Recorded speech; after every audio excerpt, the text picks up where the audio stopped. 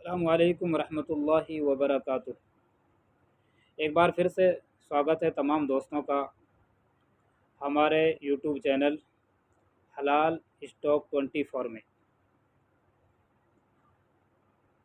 आज आप तमाम हजरात के सामने एक अहम उन्वान और एक अहम टॉपिक के साथ में हाज़िर हुआ हूँ। टॉपिक और उन्वान ये है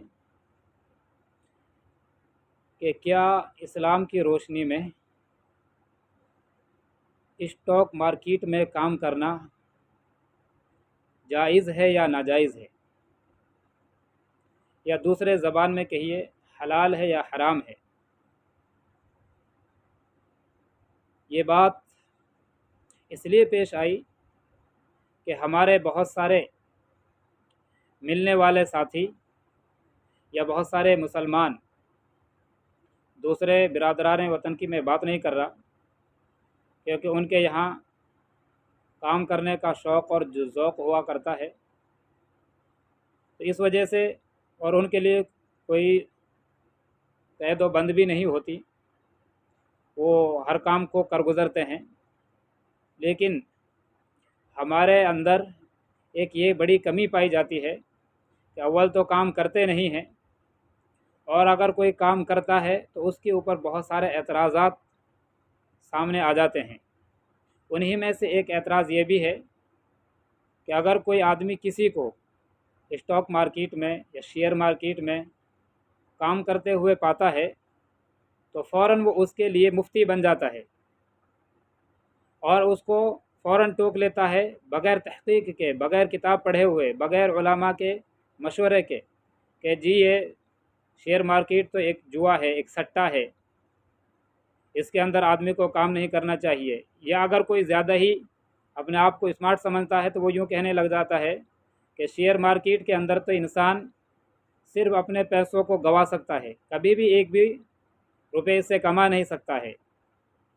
तो आज इन तमाम की तमाम बातों को सामने रख कर हमने ये अहद किया था और ये इरादा किया था कि इसके ऊपर वीडियो बनाई जाए, ताकि लोगों को मालूम हो कि इस्लाम की नज़र में शेयर मार्केट में इन्वेस्ट करना और शेयर मार्केट से ये अर्निंग करना, पैसे कमाना और शेयर मार्केट का बिजनेस करना, ये दुरुस्त है या नहीं है, ये जायज़ है या नाजायज़ है।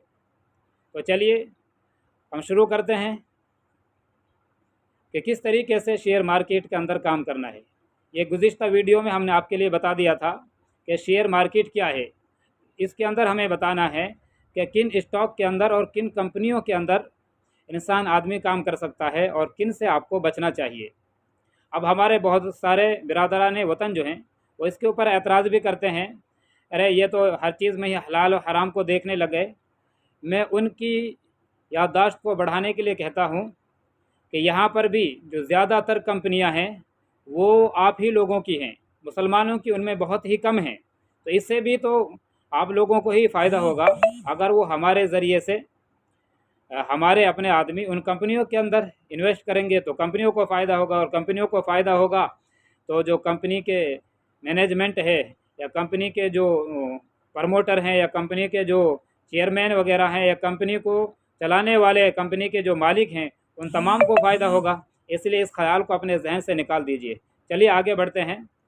तो मैं आपके लिए सबसे पहले बता दूं कि जिस तरीके से आदमी इस्लाम की रोशनी में किसी ऐसे कारोबार को ऐसे भी नहीं कर सकता, यानी अगर आप अपने बाज़ार के अंदर, अपनी मार्केट के अंदर जाएंगे तो वहाँ पर भी मिसाल के तौर पर आप सूअर का गोश्त वगैरह नहीं बेच सकते, इसी तरीके से शराब का कारोबार नहीं कर सकते, सूद का कारोबार नहीं कर सकते। ये तमाम की तमाम वजूहात हैं। ऐसे ही जो कंपनियां ये काम कर रही हैं उनमें भी आप इन्वेस्ट नहीं कर सकते, उनमें आप काम नहीं कर सकते। पहली बात ये हो गई। दूसरी बात यह है कि आप जिस कंपनी को देख रहे हैं उस कंपनी के अंदर आपको ये देखना चाहिए कि ये कंपनी क्या कारोबार करती है, क्या कारोबार करती है। ये कंपनी कपड़ा बनाती है, ठीक, आप काम कर सकते हैं। ये कंपनी टायर बनाती है, आप इसमें काम कर सकते हैं। ये कंपनी जूते और चप्पल बनाती है, आप इसमें काम कर सकते हैं। ये कंपनी आपके लिए शूज़ वगैरह बनाती हैं तो उसमें आप काम कर सकते हैं। इसी तरीके से कोई कंपनी ऑयल वगैरह बनाती है, आप उसमें काम कर सकते हैं। जिस तरीके से कैस्ट्रॉल है या इंडियन ऑयल है या BPCL है या और ऐसी बहुत सारी कंपनियां हैं। इसी तरीके से जो कंपनी कोयला वगैरह बनाती है उनमें आप काम कर सकते हैं, जो कंपनी ईरान स्टील वगैरह बनाती है उनमें आप काम कर सकते हैं। ये तो तमाम की तमाम। इनके अलावा जो कंपनी शुगर बनाती है या जैसे शराब बनाती है या कोई और ड्रग्स वगैरह बनाती है उसमें आप काम नहीं कर सकते हैं। तो पहली चीज़ ये है। और दूसरी चीज़ ये है कि आप जिस कंपनी के अंदर काम कर रहे हैं आप उसके अंदर देखेंगे कि इसके ऊपर कर्ज कितना है, डेब्ट कितना है।